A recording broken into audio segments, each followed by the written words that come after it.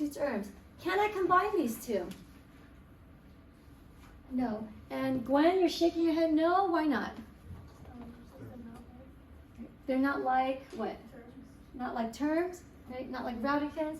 These two insides, the radicants are different, right? So that's the first thing that goes through your mind. I'm adding. Are they like radicals? No, can't combine. Boo-hoo. That means next thing I'm going to do is I'm going to try to do what? Starts with the S. I'm going to try to simplify them. So I'm going to unravel this and unravel this.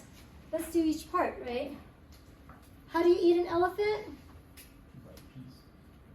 One bite at a time, right? Or piece by piece, right? Something really big, you take little bites of it. So something here, okay, there's a lot going on. I have a square root of 20, right? I have a v inside the square root. I'm going to take it one bite at a time, and then I have a u squared. I'm going to take each bite at a time with the square root underneath, or over it. One bite at a time. Square root of 20. 2 radical 5. Okay, 2 radical 5. Okay, so someone's been doing the homework or can do it really fast in their head, right? Okay, 2 radical 5. Does anyone need me to work this out? Okay. Yes? Okay, so real quick, 20. Jonathan, can you help me out? I'm going to have you walk me through. What's the smallest number that divides by 20? 2 times 5. Well, let's. I'm going to do the waterfall method just to keep it consistent. 20 divided by 2 gives me what? 5. Try again. 20 divided by 2? 10. Okay. Can 10 divide by anything smaller? Yeah. And what does it divide by? 2 times 5. Okay. Divides by 2, right? So 10 divided by 2 will give me 5. Can I go any smaller than 5? Nope, I cannot, right? 5 is the smallest I'll go. Notice that this is a square root. So square root says anything that shows up as a pair gets pulled out. What shows up as a pair? 2. So whatever shows up as a pair can be pulled out of the radical and just become a singular 2. So therefore this becomes 2 radical 5. The leftovers inside, okay? So again, if I'm going too fast, please look back to my videos from last week. I did a bunch of videos on this, so please look back at it, right? So 2 rad 5, square root of v. Can I simplify square root of v anymore? No. So I see you guys shaking your head no, so square root of v stays there. Square root of u squared, can I simplify that anymore? I sure can. What can I simplify it to? Just u. Does anyone need me to show why square root of u squared is equal to u? Anyone? No, but I have another question. For the, you know you have to take it in pairs because it's a radical, like just the radical by itself. When it's the, so it's whatever number's in the front of the radical is the number of pairs you have to find? Right, the index, right? Whatever the index is. Yeah. So there's an invisible index of 2 right here. So yes, that's correct. Later on, I'm going to do a problem with like an index of like 3 or 4 or 5. So whatever, if it's 3, it means 3 of a kind gets pulled out. 4 of a kind, 5 of a kind. Yeah, it'll be whatever the index is. So the index is super important. Great question, Giselle. Did you have a question? You're good? Okay. All good in the hood. All right. So this is that. So now when I combine it all together, what are the things that are outside the radical? The 2 and the u. What's inside the radical? 5v. What am I forgetting? The v squared. Don't forget about me. Okay, so here I'm going to put the v squared here. 2u v squared. Great. So don't forget the v squared sitting right there. Simplify, done. This one. Plus, let me give you guys a chance to work on this one. Let's simplify this. Again, review of what we did last week. Give you guys, yes? To simplify the square root, you can do 5 Okay. times v squared times v squared again times v. The square root of it. Great. Good. So, did you guys, so Nico, right? So Nico, so you could rewrite the v to the 5th as v squared, and v. What's the invisible exponent here? 1. How many total v's are there? 5, right? Because v squared, and v is a total of 5 of them, right? So And why would Nico write it like this? So you can take out the pairs, right? So what pairs of V's do we see? The V's here. Here's another pair. When it's a pair, you get to pull it out and it becomes a singular V. So actually variables are easier than numbers because you don't have to think, well, what multiplied by what gives me this? It's just a bunch of V's being written out. This pulls out and this becomes a V, right? So this is one way of doing it that Nico did, right? There's different ways of thinking about rewriting V to the fifth. You could have written V to the fifth as 1, 2, 3, 4, 5, 5 of them, right? You did not speak Spanish too, did you? I try to practice it wherever I can. So here, what are the pairs of these? 1 pair, 2 pair, right? So this comes out, becomes a V. This comes out, becomes a V. So that's why you have V times V. Will end up giving you what? V squared. What's left over inside? V, right? So in my video from last week, I talked about how you could write it out, but really, this is kind of the long way of doing it because it was like V to 100. You're not going to do 100 across the board. You know, remember what I did where I said you do this and you divide it by the index. So here, if there's V5, you could have written it as V to the 4th times V to the 1st, invisible index of 2. So instead of writing it all out, 4 divided by 2 will just give me V squared outside. And the leftover sits inside. Again, all the same thing, just written a certain way. We have V squared, square root of V. I have the 5 here, I have the square root of 5. I have the 6u here.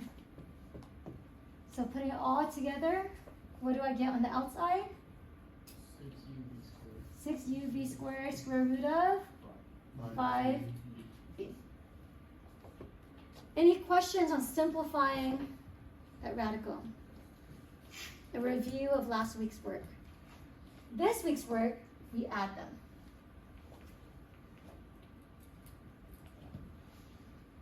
Wait, why do you move the V to the front again? Which v? The V squared. This one? Yes. Because I have v to the 5th. There's 5 v's. So, and then the index is 2, right? So any pair of anything I get to pull out. So here's a pair and here's a pair. When it gets pulled out, you just put a v. And here, this gets pulled out as a v, so v times v is v squared. And then you just move that to the front instead of combining it all together in the radical. Right, so if you move it out in the front, it's outside the radical. Okay, so right. once it's out, it's out. Once it's out, exactly. Right. Great question. Okay, can I combine these? I sure can. What do I get? What's my animal that stays the same? 5v squared. So 5 v's of animal that stays the same, right? So the rest, now the front, I get to add these, right? So let me just write this on the side real quick. 2uv squared plus 6uv squared. Real quick, can I add these two together? I sure can, because these are the same animals too, right? So they're the same animals. Do I change an animal? No, I keep the animal the same. So no matter how pretty or ugly it is, whether it's a pterodactyl or a lizard or an elephant, it stays the same. You don't change the animal, right? And what's the number that goes in front? 8, right? Because you just add the number in front. But the animal stays the same, right? So here in front, I have 8uv squared, and dun dun dun. It's an ugly answer, but it is the correct answer.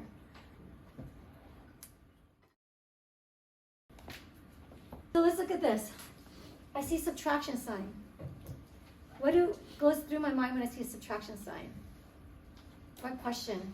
Are they like terms? Okay, so that should always go through your mind if you see adding, subtracting. Are they like terms? Yes or no? No. Right, different animals. Okay, not like terms, what do I need to do? Simplify. Simplify. So let's go ahead and simplify because they're not like terms. Okay? So I'll do this one with you guys. Square root of 4th root of 32x to 13. One bite at a time. I'm going to look at the number separately from the variable. I'm gonna do one bite at a time. 32. This is where the waterfall method is really important, or is really helpful, because this is to the 4th root. Right? So we're not thinking of perfect square numbers anymore. So here, I'm gonna do my waterfall. What's the smallest number that 32 divides by?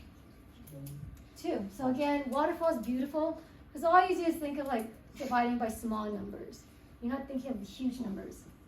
32 divided by 2 is 16. Divided by 2 is? 8, Divided by 2 is? 4, Divided by 2 is? 2. Thank God we memorized our multiplication division table, right? Imagine punching this into your calculator every step of the way and wasting time. Right? Have it in your head, mental math. Okay? The rule is, what's the rule? You pull out anything that shows up 4 of a kind. This is your card game that we're playing. The index tells you what the rule is. If it shows up 4 of a kind, you can pull it out of the card deck and make it a singular number. Does anything show up 4 times? Number 2. 1, 2, 3, 4. 4. So the number 2 shows up 4 times. So therefore, I get to pull this out of the card deck, and it just becomes the number 2. So therefore, the 4th root of 32 becomes 2 radical, the leftover 2 with the index of 4. Again, this is why the waterfall method is so useful. Any questions? Yes, question. So you try to match whatever number is inside the V? I'm sorry, say again? So you try to match the numbers to whatever is asking, like the little number, like the 4. So like if it's asking for 3, it'll look for 3 of a kind. Beautiful. Exactly. Right, if it asks for 3, then you're looking for 3 of a kind. If it's a square root, you're looking for 2 of a kind or a pair. Ask you for 8, 8 of a kind. So this index tells you what game you're playing, like how many sibling ones you get to pull out. All right, and just let you know this analogy that I have about a card game, a deck of cards, if it's a 4 of a kind, you get to pull it out. The only reason why I make this analogy is because that's how I actually really think in real life. Like I can't remember, I have like the worst memory in the world. Why do you guys think you guys have name tags, right?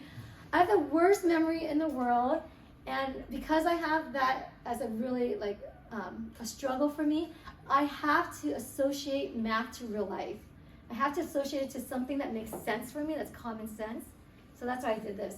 I think I taught this about 10 years ago when I was pregnant, and you know how I taught it? I said, if you have 4 kids that look exactly the same, you know, they all live in a house and you have a quadruple kids, the rule is you get to go outside and play, only if there's 4 of you guys that get to go out and play. But then outside to the world, you only look like one person because you guys all look the same. So I did like some type of like stupid analogy that made sense for me, right? That said, okay, 4 kids inside a house, if the 4 kids all look the same, they could go out and play, but they look like one person. You know, I did something like that, and I taught it like that because I was pregnant, right? And now I'm just really into card games, so I teach it like this. Do whatever floats your boat. If you don't like the game analogy, and I just went to Oregon, and so I saw waterfall, and that's why I thought of this. But whatever analogy that you guys can make math real life to real life that makes sense in your brain, do that, right? And then it'll be fun. It'll make sense. Your brain won't work so hard to try to remember. All right. So this one here, x13(4), I could do this. 1, 2, 3, 4, 5, 6, 7, 8, 9, 10, 11, all the way to 13. What a waste of time, right? But I could do this. If my kids are doing this, I'd literally make them do this, right? And I'll be, how many of them get, what am I looking for? 4 of a kind. So I'll go 1, 2, 3, 4. That's one group, go outside and play. 1, 2, 3, 4. One group, go outside and play. Well, you know, and I could do that, right? That's good. Oh, you could do that in the beginning just to help you understand what you're doing. But long haul, that's a waste of time. Instead, I'm going to rewrite this as something that's divisible by 4. What's divisible by 4 that's less than 13? 12. So I'm going to rewrite this as x to the 12. There's going to be 12 of them, and then what's left over? X, just x to the first or x, right? So there'll be 13 total. So 12 is divisible by 4. 12 is divisible by 4. 12 divided by 4 will give me 3. That means there's 3 groups that gets to go inside. So 3 groups, if I actually circled all this, right? There's 3 groups that get to go inside, but shortcut is just see 12 divided by 4 is x to the 3rd. What's left inside the house? X. Is that kind of fun? Yeah, right. Okay, so here, let's put it all together. Putting all this together, so putting this all together, I had done this, I had done that, and don't forget my little -2 out there. Combining it all together now, simplify this whole thing, what do I get? -2x cubed. Oh, what am I missing here? No, The 4 right there, right? The 4th root of 2x. Is this right or wrong? Wrong. What is wrong? 4x. It should be 4x? Negative 4. -4x. -2 times 2 will give me -4. -4 x cubed, sitting out here. So I always have to double check, right? And the 4th root of 2x. Again, use different colored markers so you can see what you're doing. So that is this. That took me maybe like 8 minutes to do because I talked a lot. But hopefully when you guys do it on your own, it'll probably take like 1 minute, right? But it'll take you 1 minute only if you do a lot of it. Let me give you guys a chance to try this one. If like let's say all the like ones circled in red, they were like -2 plus 2 times like the square root of like 2 and stuff. Like all of them are like plus and minus. Like you have to connect them like that. You couldn't simplify it. No. Yeah. So something like this. Notice the main point is we're simplifying this thing, right? They're all being multiplied with each other. So there's no plus or minuses in this. There's no adding or subtracting. There might be negatives and positives, but you're not adding, subtracting. Okay. No, like with all of the like the ones This circled and in this, red. yeah. You're just multiplying all this. Because you're rewriting 4th root of 32 to become this. You're rewriting 4th root of x 13 to become this, and they're all being multiplied with each other. Oh, So therefore, ultimately, when you combine all the reds together, you're multiplying them all together. okay. Great question, Nico. Mind being on video, or would you rather not? I don't mind. Okay.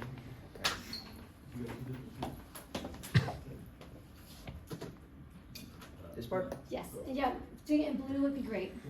Then you could do on the side there to give you some space. Okie dokie. Right or wrong, A-okay. This is our time to play.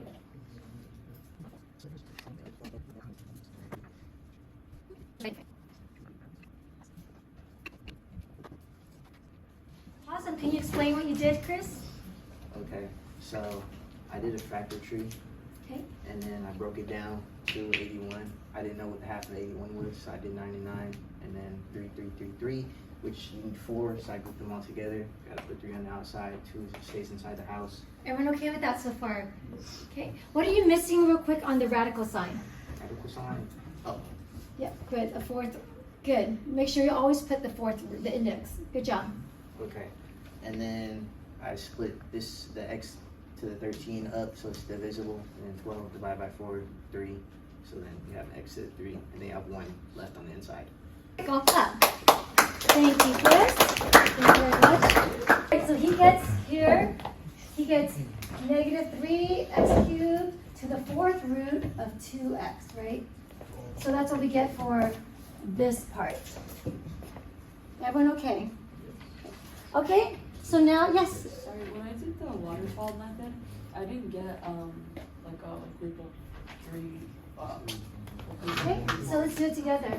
162. What did you divide it by? By 2, and then I did 81, and then I did that by 9, and then 9, and then divided. I did it by 9, but then wouldn't that be too simple? So good. So Sana did it like this. So what is something that she kind of went off on that where she could have done better? Right. You want to divide it by the lowest number possible. So 81 is divisible by 9, which is true, but what's lower than that you can divide by? 3. So the goal of the waterfall is to write it to what we call the prime factors, like the smallest number possible. Because if you do 9 and 9, you're like, okay, now what? Right? Where's the 4? Where's the thing that shows up 4 times, right? So that's why instead of dividing by 9, what's a smaller number that can be divisible by? I forgot that 3 could go into. Right. Yeah. So, because 9 can still be divisible by something else, Yeah. right? So good. So 81 becomes 27. 27 divided by 3 is Oh, yeah. 9. 9 divided by 3. uh-huh. And then Great. What shows up 4 times? 3. Yeah. Good answer. That makes sense. Thank you. Great question. Yeah, because if Chris stops it here, 81 is 9 times 9. It's Yeah. like he could say, oh, I could keep going with it. Right? So great. So your goal out here is to get the prime factor. So I have this minus that. Are they the same animals? Yes, sir, Bob. So I have this one minus this one. The point of this is to subtract these two. Now I ask myself, can I combine my terms, yay or nay? Yay. So what is the animal that stays the same? Is that right? We have to put- You guys changed the animal on me. Oh, the 4. Right, the 4th root. So remember the index, right? Because square root of 2x is totally different from the 4th root of 2x. Okay. So the animal or the coefficient in front, negative 4x cubed minus 3x cubed, what does that give me? Negative 7x. Right, negative 7x cubed. Again, x cubed stays the same animal. We're just adding and subtracting the front value. Do you think doing this problem once or twice will make you really good at it? No. Do you think doing this maybe like 15 times will make you better at it? Yeah. Good thing I give you guys a lot of homework, right? I had put my kids in Kumon. Anyone heard of Kumon? Yeah. Good or bad? I did not have a fun time. So Kumon, they do about 100 problems a day in 30 minutes. And I started them on that since they were 6 years old. Just first starting writing out numbers. What's the number before 10 is 9, the number before after. And now they are doing math like in their brain, and they're 8 and 11, and they are smarter than me in math, and mental math. And that's because they do like 100 problems a day for 30 minutes straight, and they time themselves, just like I have you guys time yourself. And they cannot get to the next level until they finish worksheets within 30 minutes with a certain amount of accuracy. So they are just racing against themselves, and then whenever they get to a certain accuracy in a certain time, then the teacher or whoever I'm paying allows them to go to the next level. So they keep staying on that. They're just taking months and months. They just stay on it for months and months until they get it. But they do so much that their brain is just like, they could do fractions and mixed numbers and like in their head. I can't do it. So because I don't do math as much as them. So I really do believe like repetition is really, really great.